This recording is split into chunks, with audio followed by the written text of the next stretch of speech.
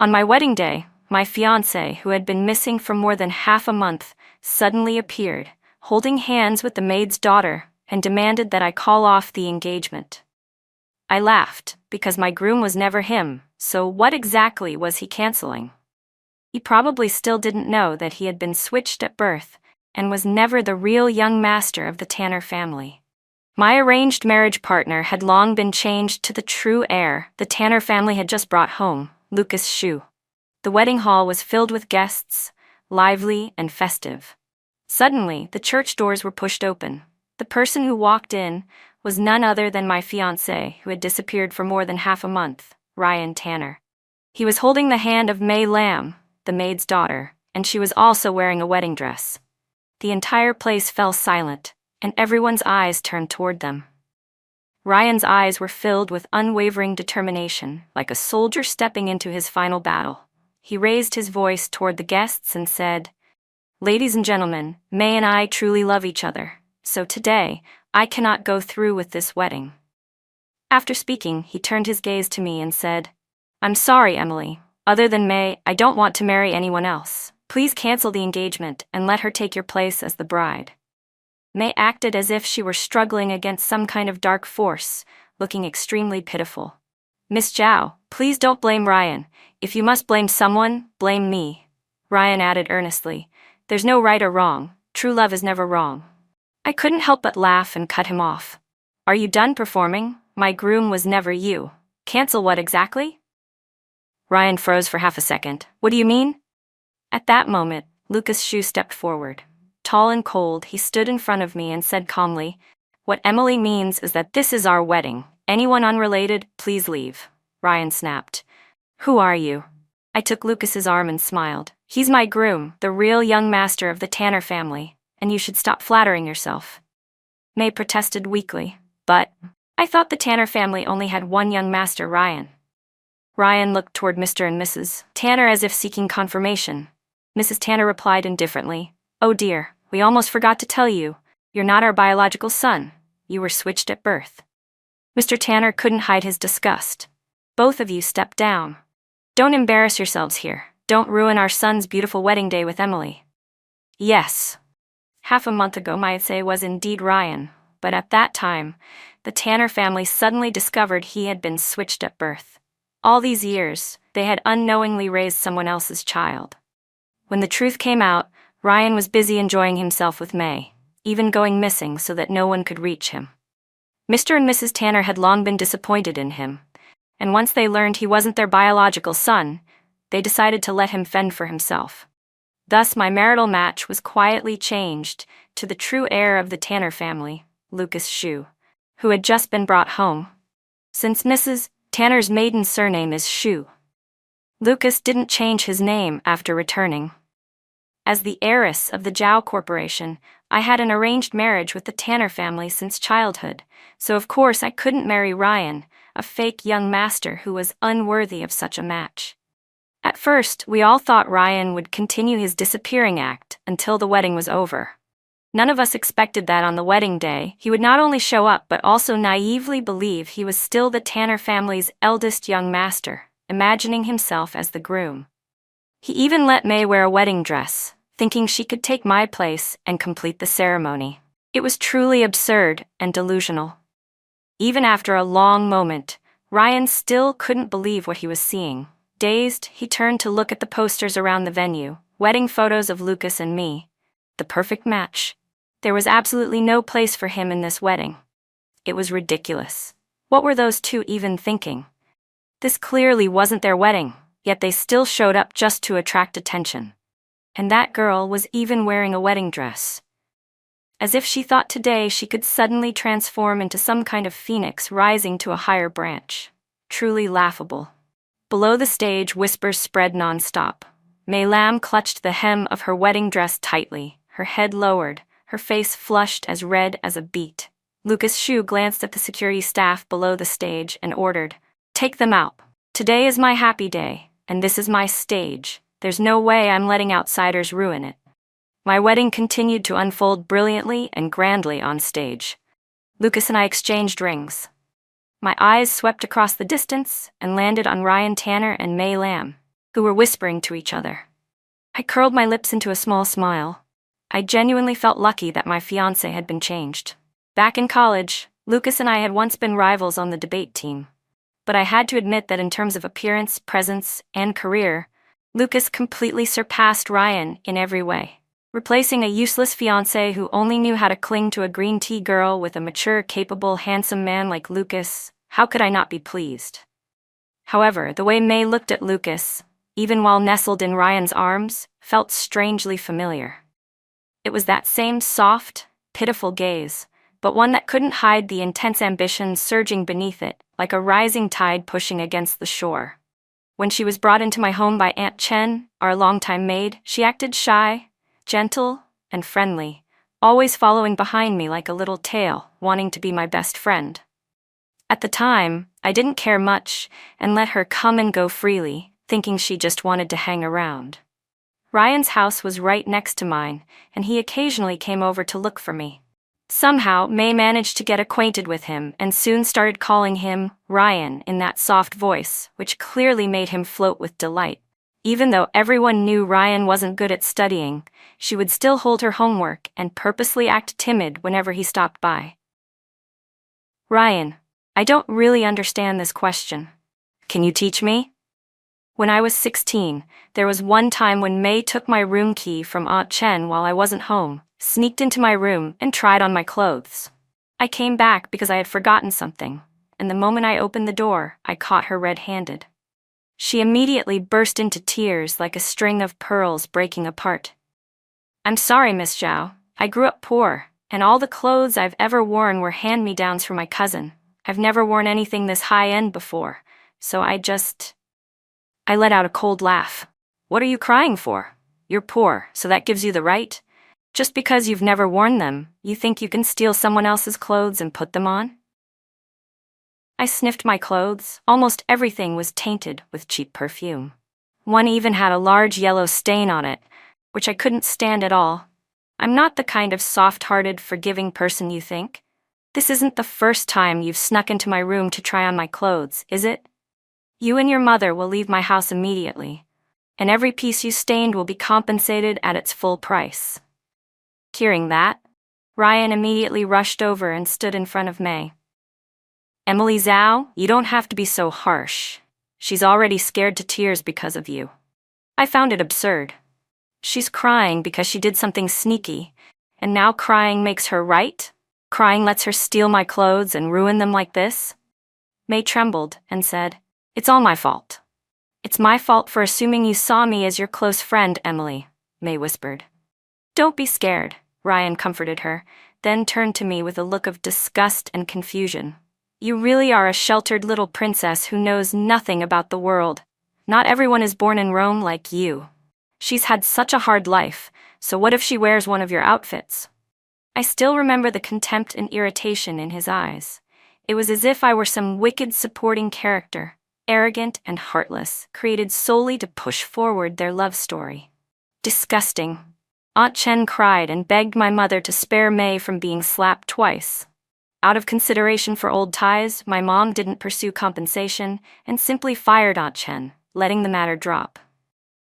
After hearing what happened, Mrs. Tanner also disapproved of May's behavior and told Ryan to stay away from her. But at school, I still saw them together plenty of times. I used to see Ryan as my childhood sweetheart, and I even had a slight crush on him, but after that incident, all I wanted was to stay as far away from him as possible. Even if Ryan agreed to the arranged marriage later on, I had planned to run away on our wedding day. Thankfully, I didn't have to. May was just too good at manipulating that useless fool, keeping him on a tight leash so he couldn't escape. After the ceremony ended, the guests gradually left. Lucas extended his hand to me, his long fingers adorned with the gleaming wedding ring. Let's go, Mrs. Xu. I placed my hand in his. Back when we were on opposing debate teams in college, I had faced him many times and lost more than a few. I hated him so much then that I clenched my teeth in frustration and even dreamed about debating him in my sleep. I never imagined that one day I would marry that same man. Fate really is strange. Behind us, my future in-laws smiled brightly, their eyes full of satisfaction. Wait, what about my marriage with May? Ryan hurried after us, trying to speak up. Mrs. Tanner looked as if she had just remembered he existed. "Oh, if you two want to be together, go right ahead. No one's stopping you." She shrugged indifferently. "Thank you, ma'am, for allowing us to be together," May said, tearfully moved once again. Ryan exhaled in relief. "Don't call her ma'am anymore. You'll be her daughter-in-law from now on. You need to change how you address her, May." May opened her mouth to speak, but Mrs. Tanner immediately cut her off. "Stop. I won't be calling you either of my daughters-in-law. Ryan isn't my biological son. Whatever the two of you decide to do has nothing to do with me. So you don't need to call me mother." After saying that, she gently pulled my hand and smiled at me. "Besides, the only daughter-in-law I acknowledge is Emily. Don't go trying to latch on to anyone else." May's face went from pale to purple. Ryan pulled her behind him protectively, glaring at Lucas with hostility as he looked him up and down. "Fine, since you found your real son, then at least tell me who are my biological parents." Lucas answered coolly. "They'll come to pick you up soon." A spark of excitement lit up both Ryan's and May's eyes. Of course, Lucas, with his tall figure, sharp eyebrows, bright eyes, that aristocratic aura, and the clean-cut suit he wore better than any man I'd ever seen. Just by looking at him, you could tell he came from serious wealth. May grabbed Ryan's hand, unable to hide the joy in her eyes. "It's okay, Ryan. No matter how long we have to wait, I'll stay by your side. Your family will come soon." How laughable. She must have already convinced herself that Ryan's biological parents were some kind of tycoons, and the thought alone was making her burst with excitement. Lucas turned to me. "Mrs. Shu, do you want to keep watching the show or go home with me?" I smiled. "No rush. Stay and enjoy the rest of the drama with me." Right then, two cars pulled up. One was a sleek black Maybach, and the other was an old, faded green taxi. Time seemed to hold a certain flavor as the moment finally arrived. Ryan Tanner immediately pulled Maylam's hand and hurried toward the black Maybach. But the person who stepped out of the Maybach was only my family's driver. He walked right past them, went straight to my parents, and respectfully said, "Sir, ma'am, your car is ready." It was as if Ryan and May were nothing but air. I even felt embarrassed for them. My mother-in-law casually pointed toward the taxi. "Ryan, your biological parents are over there." From the taxi stepped out a middle-aged couple, dressed plainly, more than half their hair already gray, their backs slightly hunched. Walking with them was a skinny teenage boy whose facial features bore a clear resemblance to Ryan. The moment the three of them got out, they rushed toward Ryan and May. "Son, our son, we've missed you so much." They threw their arms around Ryan, sobbing uncontrollably. Their faces covered in tears and snot. "You missed us too, didn't you? How did we not notice earlier that you were switched at birth? We should have realized sooner." Ryan stood stiffly as they embraced him. May stammered in disbelief. "Are you really Ryan's biological parents?" Ryan's biological mother immediately grabbed her hand emotionally. "That's right, dear. You're our son's girlfriend, aren't you?" May forced a strained smile. "Yes, ma'am." The woman shoved a red plastic bag into her hand. "Here, this is a gift for you, dear." "A gift?" May hesitated and opened the bag. Inside were farm eggs. "I raise hens," the woman said proudly. "These are fresh eggs from my farm. I brought them for you." "Farm eggs?" May was stunned, her voice rising slightly. "Oh, no need, ma'am." "Oh, nonsense. A gift from me must be accepted. We're one family now. Don't be shy with us. I know city folks rarely get to eat real farm eggs, so I brought some for you." I felt like I should have been touched, but I had to admit the scene was slightly amusing. I turned and saw Lucas Shu standing there, his expression cold as if he had never met those three people in his life. When he noticed me looking, he offered a small smile and spoke gently. "Have you seen enough? Ready to go home?" I laughed. "Yeah, let's go. Nothing more interesting to watch anyway." Ryan's biological father said calmly, "Come home with us, son. We've already packed your things from our house. We'll send everything over in a few days." Meanwhile, his biological mother continued enthusiastically speaking to May. "So, when do you two plan to register your marriage? I'll prepare the wedding for you." I'm not sure yet." May frowned slightly, then asked, "Ma'am, where is your home?" "Why, in the countryside, of course. Where else would we live?" May's voice instantly changed. "In the countryside?" Lucas and I headed home. Maybe because we had just watched such an entertaining show, I was in an exceptionally good mood. I didn't even bother hiding it, humming a tune as I walked into the room. The French-style bedroom had been decorated even more brightly than usual today, filled with a joyous atmosphere. Behind me, the door closed with a soft thud. Lucas was taking off his vest, the white dress shirt outlining his broad back. "Tired?" he asked. "No. I'm actually really happy." He chuckled softly and loosened his tie. "Really? I'm quite happy too." The way he looked in that moment carried an irresistible charm that made me involuntarily swallow. Why did it feel like the two of us were excited? For completely different reasons. It was my first time getting married, and I had no experience. I was awkwardly trying to figure out what I should do, even wondering whether I should tell him about our old college rivalry. Just then, an arm wrapped firmly around my waist, pulling me back into his embrace. "Emily," he murmured, his voice low as he held me from behind. "You spent far too much time today on people and things that don't matter. Isn't it my turn now?" His breath brushed softly against my ear, sending my heart racing. I was just about to turn around. Before I could say anything, he sealed my lips with another kiss. The kiss shifted from gentle to passionate, and it wasn't until I heard him whisper, "Want to shower?" that I finally caught my breath. "Sure." I pretended to stay calm as I went to grab my pajamas from the dressing room. But when I stepped into the bathroom, I found Lucas already standing there. The situation was slightly awkward. "You can shower first," I said and turned around, but he caught my wrist and pulled me back. The bathroom door closed with a soft click, and his lips found mine again. His gaze was deep and tender. "Emily," he murmured, "we're married." I suddenly recalled the image of him back in college. The way he stood across from me on the debate stage, speaking fluently, arguments so sharp they left the opponent speechless. Back then he had seemed cold, disciplined, untouchable, nothing like the way he was looking at me now. Had that been an act before? Or had he changed? His answer was an impossibly long night. The next morning, when Lucas was fully dressed and ready for work, I was still lying in bed. I had only fallen asleep past midnight and could barely open my eyes. "Honey, I'm heading to work," he said. I mumbled a half-asleep, vaguely feeling him place a gentle kiss on my forehead. I slept straight until noon. The funny thing was, when I opened TikTok, the trending news was about Ryan Tanner reuniting with his biological parents. His face on camera looked as if he were wearing a mourning mask. Yet the reporter narrated, "We can see from Mr. Tanner's expression that he is deeply moved by this emotional reunion." I almost laughed myself to death. This so-called young master had probably never been to a place like that in his life, and still hadn't recovered.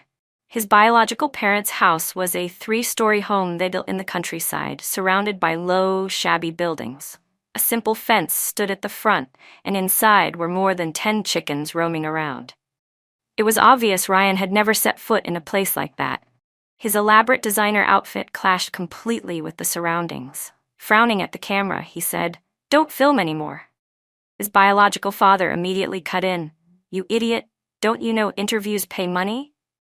The camera then shifted to May Lamb, whose smile looked even worse than when she cried. Still, Ryan's biological mother held her hand happily. "This is my son's girlfriend. She's so pretty, and she doesn't mind that we have no house and no car. What a good girl." Ryan quickly added, "May doesn't care about material things. But I do. I have a house, a car, savings. She'll never suffer with me." Only then did May's expression soften slightly as she said gently, "I like him for who he is. His family background doesn't matter."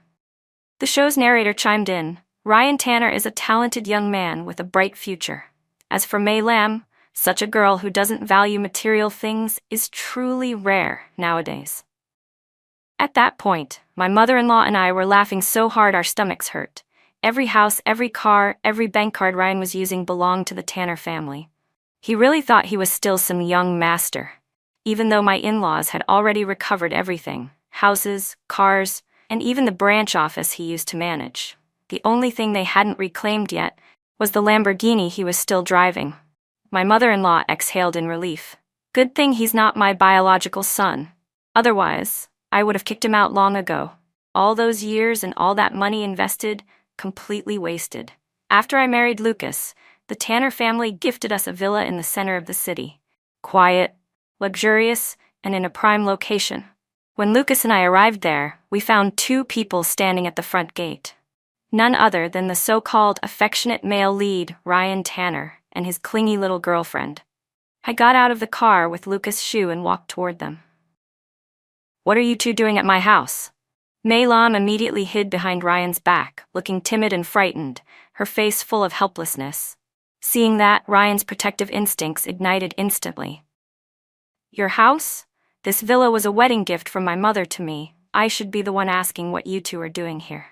Just then, the villa's butler spotted us and hurried over. "Young master, young lady, welcome home." I hadn't even stepped inside when Ryan pulled May and tried to walk in first, but the butler quickly blocked them. "Sir, please don't trespass into someone else's property."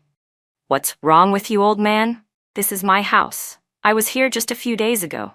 If you keep this up, I'll fire you," Ryan snapped. Lucas replied calmly, "This house has nothing to do with you anymore. I've already changed all the locks. If you try to enter, it will be considered unlawful trespassing, and you have no authority to fire him." Then he glanced at the butler. "Good job. I'll have someone increase your salary later." Having lived as a young master for over 25 years, Ryan was used to being respected everywhere he went. Being shut down so bluntly left him frozen in place, unsure what to do. May spoke softly, her eyes watery as she looked at Lucas. "Mr. Shu, Miss Zhao, we're really sorry. We didn't mean to disturb," but Lucas cut her off. "If you're sorry, then leave." "What are you waiting for?" I didn't even need to say a word. I simply smiled, took Lucas's arm, and walked into the villa with him.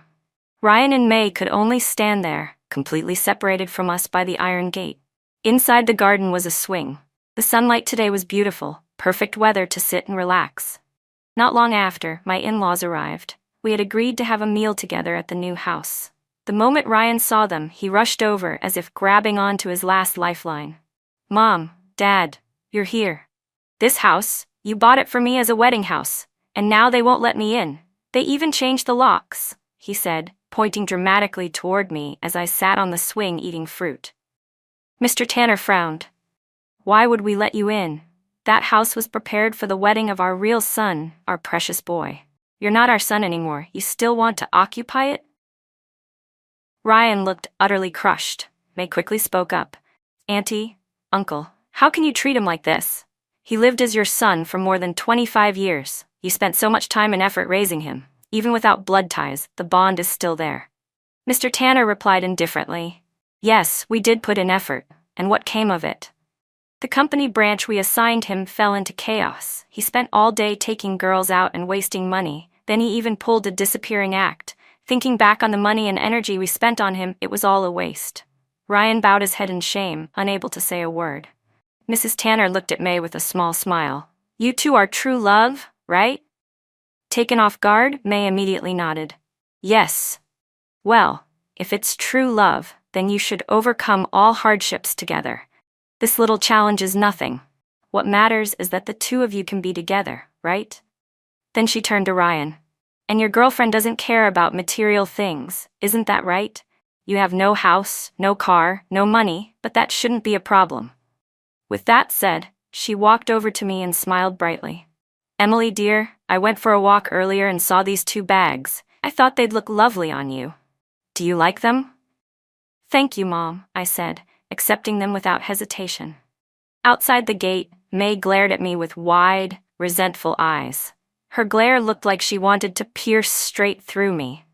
It suddenly reminded me of a PE class back in 9th grade during our physical fitness test.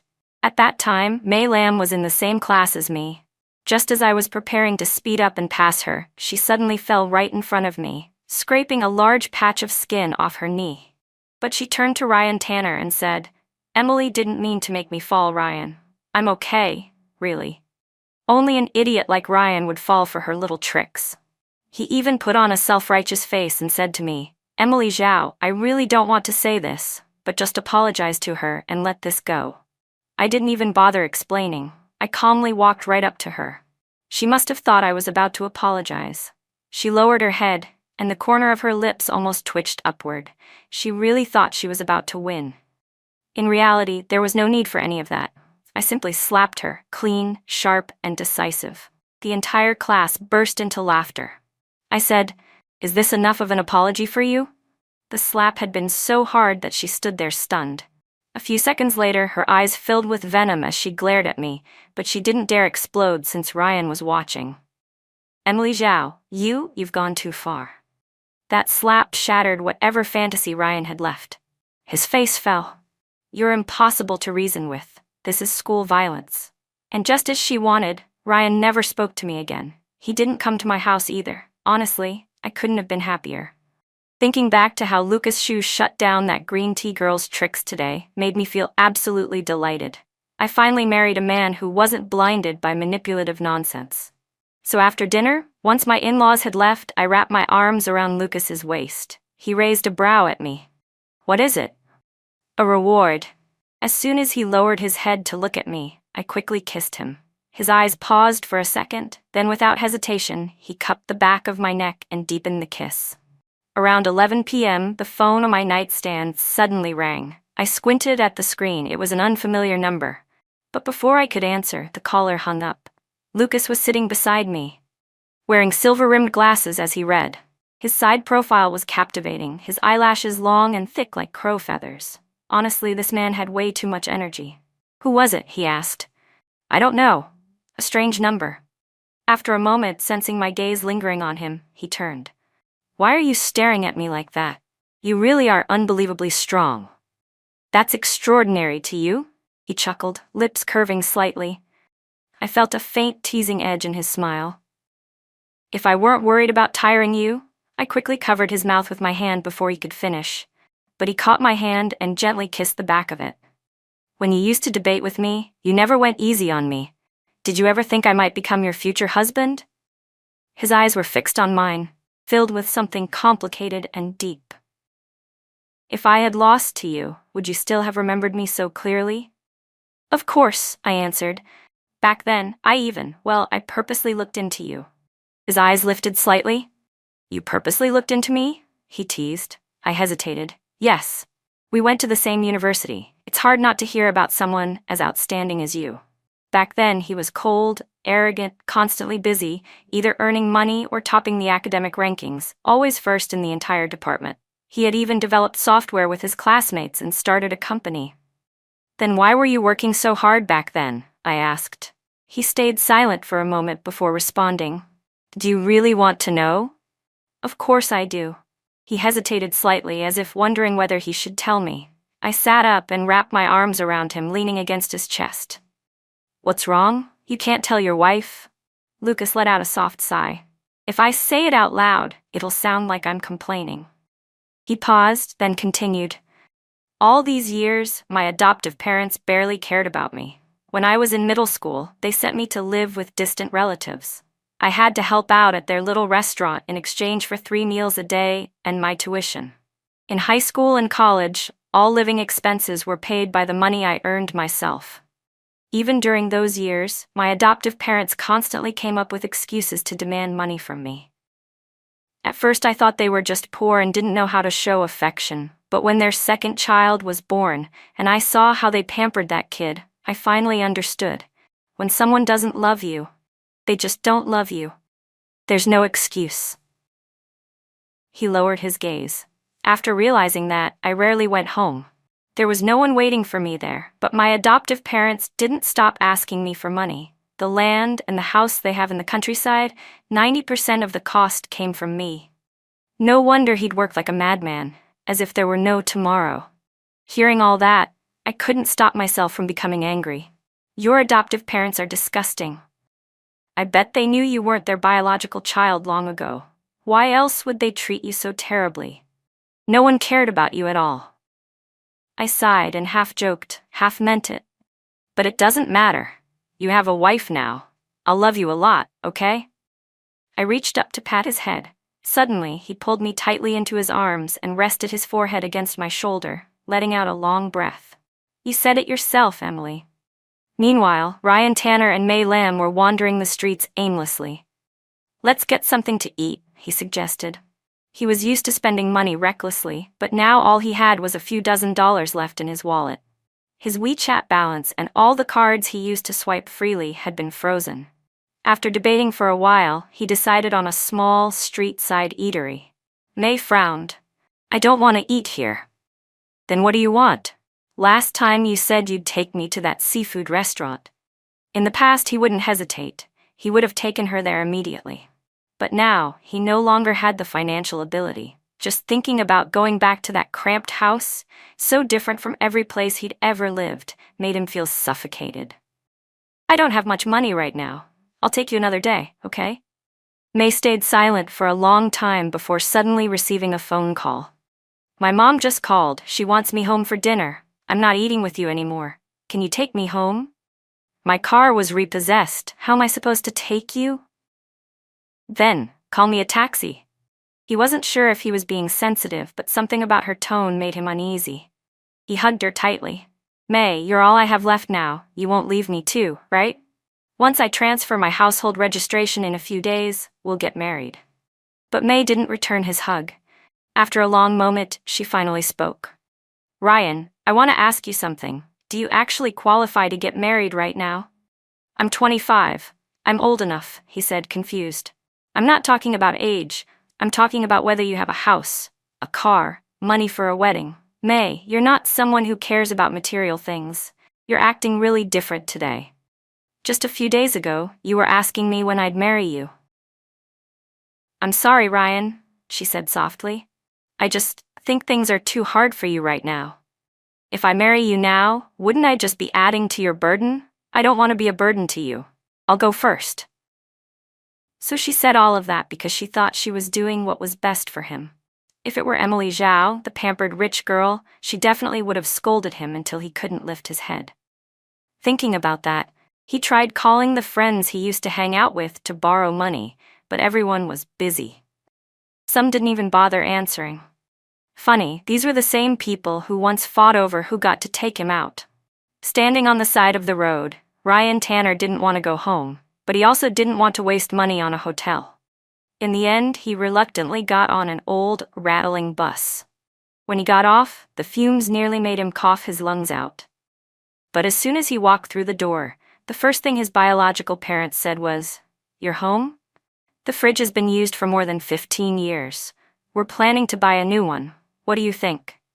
Buy whatever you want. Why ask me?" Well, the red fridge is a bit expensive. We're short about 2,000 yuan. Can you help? What kind of people were these? He hadn't even been home for a few days, and they were already asking him for money. I don't have any money, he snapped, transferring 500 yuan before going straight into his room. The hard mattress was unbelievably uncomfortable. No matter how he lay down, it didn't feel right. He tossed and turned all night without sleeping. After a few days of lifelessly staying at home, ordering food delivery, scrolling through short videos, the little money he had left shrank from 4 digits to 3. His WeChat had no new messages, not even from May, so he called her first. Why haven't you contacted me lately? She replied. Ryan, maybe we shouldn't see each other for now. My mom won't let me. Why? He asked, bolting upright, as if struck by lightning. She said if you want to marry me, you should at least be able to afford the engagement gift, 880,000 yuan. Forget the wedding or the house and car, you can't even manage the basics. She doesn't want me going out to see you. She wants me to break up. The last time he visited May's house, her mom held his hand and said, My daughter is lucky to have a boyfriend like you. She had been so warm it was touching. I'll figure something out, he said desperately. May, just wait for me. I won't let you suffer. My mom's here. I'm hanging up. The call ended abruptly. Ryan banged his head against the wall in frustration. But he had no way out. Just thinking about getting a job gave him a headache. Over the past few days, he had sent out his resume online, but most applications were read and ignored. And the ones that responded were offering salaries he found laughably low. Before, a single meal of his cost more than that. I thought everything was finally over, but of course, it wasn't. I received a call from an unknown number. When I picked up, Ryan's voice came through the speaker. Emily, sorry to call you so late. His tone was oddly gentle. What do you want? It's nothing big. I just wanted to ask if you could lend me some money, haha. I said, Since when were we so close? Come on, Emily, you see, you know I have hands and feet and I did go to college, but getting a decent job takes time. Considering we grew up together, can't you lend me a bit just to get by? I really have no other way. I need money to eat, to get around, you know how it is. Sorry, I don't.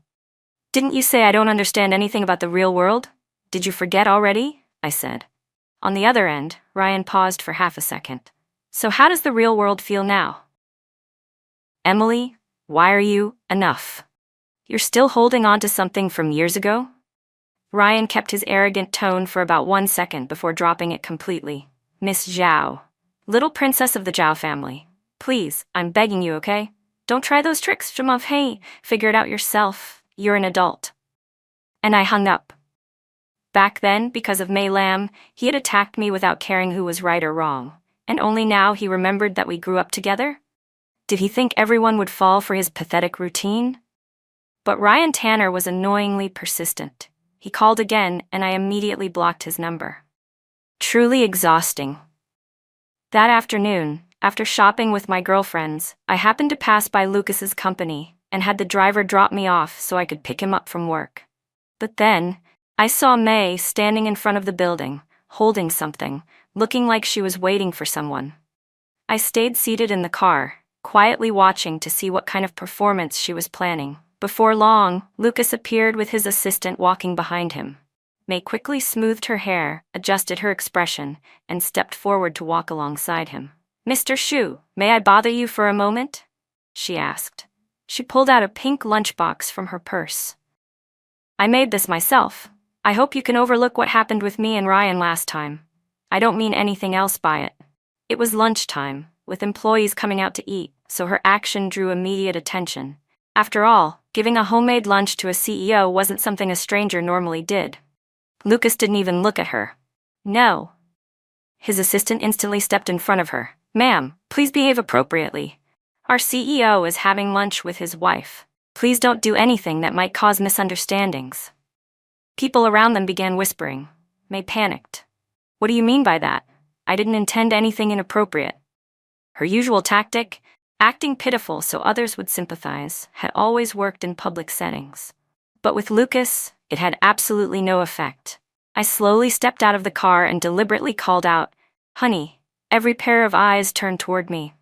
Oh my God, that's the CEO's wife? She's gorgeous. They look perfect together. Lucas naturally reached his hand out to me, his previously cold eyes instantly softening into a faint smile, completely different from the expressionless statue he'd been moments before. Seeing this, May panicked and tried to run away, but in her rush she didn't watch her step and crashed into a delivery guy speeding by on his bike. The guy was fine, but her lunch bag fell beautifully to the ground. With a loud splat, the food spilled everywhere, 2 oversized heart-shaped pieces of smoked meat, and a little card with her phone number written on it. Everyone could see exactly what she'd been planning. Laughter spread through the crowd. Heart-shaped smoked meat? Seriously? Where did she get the courage? A romance novel? May's face flushed scarlet, and she vented her anger on the delivery boy. Watch where you're going. Excuse me? I was riding straight. You suddenly ran into me. How is that my fault? He retorted. I linked arms with Lucas and walked away.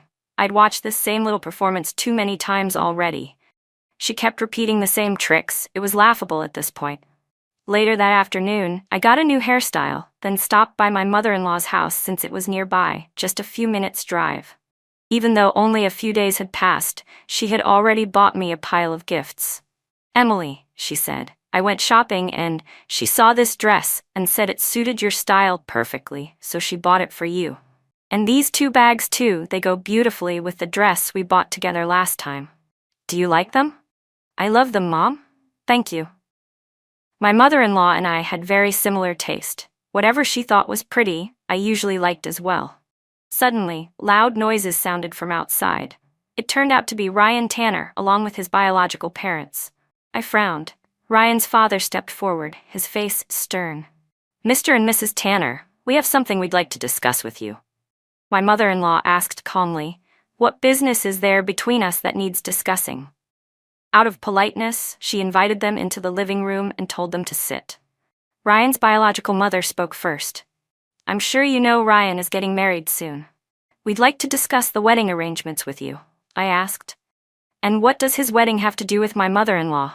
She gently patted my hand, silently reassuring me, then smiled and said to them, "Go on."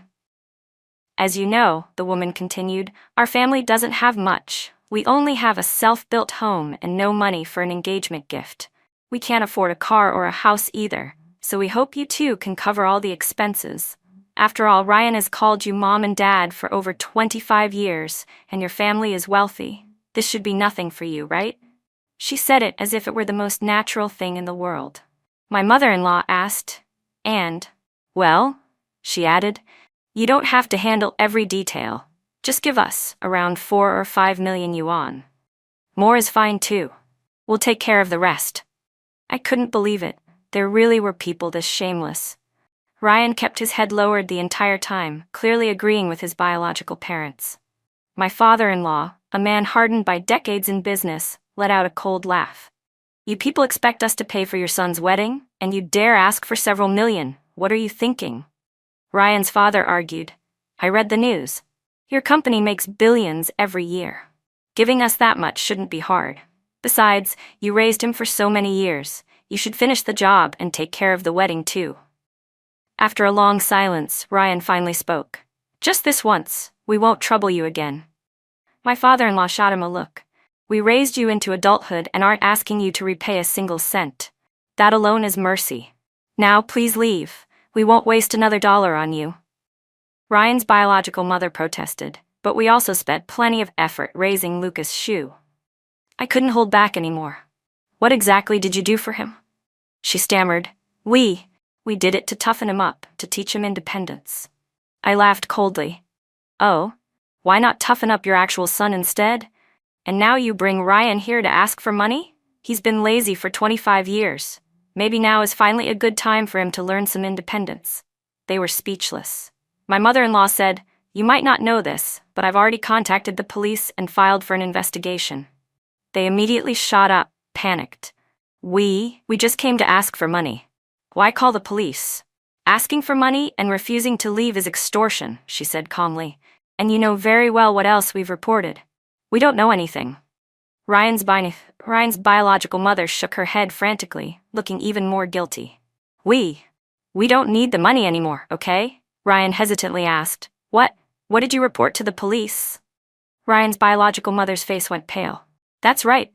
We only came to ask for a little money. How could you say we broke the law? Right then, the police arrived. It turned out that my in-laws had already reported the baby swapping case long ago. Today, the police confirmed that the switch at birth had been done intentionally by Ryan's biological mother, with the help of a nurse she knew at the hospital. This wasn't just immoral, it was a serious crime.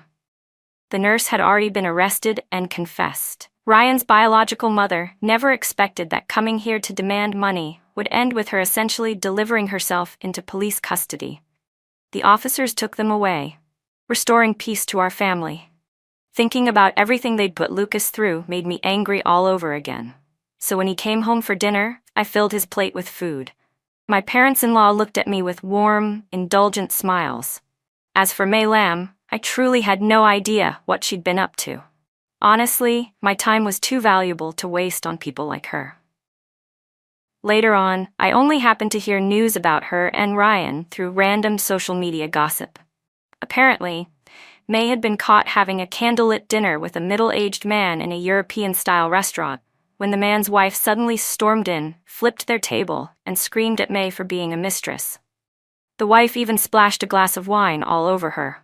Diners filmed the entire dramatic scene, posted it online, and it spread everywhere.